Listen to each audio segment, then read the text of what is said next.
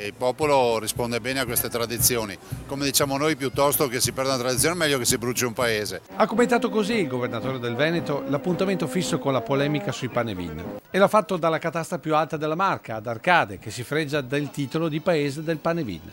Oltre 7.000 gli spettatori che non sono mancati con quello che da sempre è il rito della luce, dal quale si traggono gli auspici per l'anno appena iniziato. Noi siamo un popolo che ha coesione, che guarda al futuro con positività e questo penso che sia assolutamente foriero di bei risultati. Ovviamente ci aspettiamo l'autonomia che cerchiamo ovviamente di difendere fino in fondo, visto e considerato che abbiamo già sono già passati 2 anni dal referendum, per cui ancora siamo al lavoro per l'autonomia. E nel giorno della Befana Zaia ricorda come dalla regione ci sia comunque stato un regalo ai veneti. Siamo l'unica regione in Italia che non applica tasse regionali, quindi quando leggo che qualcuno dice hanno applicato i ticket regionali vuol dire che non si sa neanche di cosa sta parlando.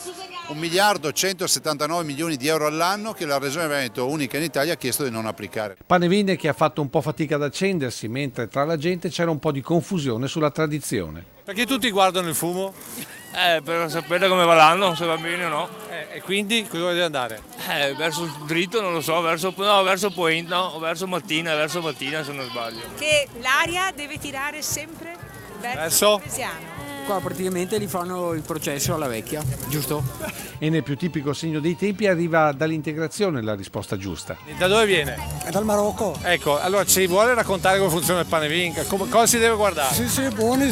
E il fumo cosa serve? Cosa c'entra? Si porta fortuna quello. E dove deve andare perché porti fortuna? Verso Montebelluna. Per la cronaca il fumo per diverso tempo non ha preso alcuna direzione, salvo poi spostarsi verso sud-ovest con pronostico positivo, nel quale ognuno ha riposto i propri desideri. Tanta fortuna e tanta pace. Pace, tranquillità e felicità per tutti. Una cover per il cellulare. E tra i desideri inevitabile quello di Domenico Presti, visibilmente emozionato all'accensione del suo ultimo Panevin da sindaco di Arcade. Il mio desiderio sarebbe quello di vincere la campagna elettorale espresiana, se gli espresianesi vorranno, e continuare a fare il sindaco è una cosa comunque che mi piace molto, amo la gente, quindi il desiderio mio ovviamente come quello di continuare a fare il sindaco.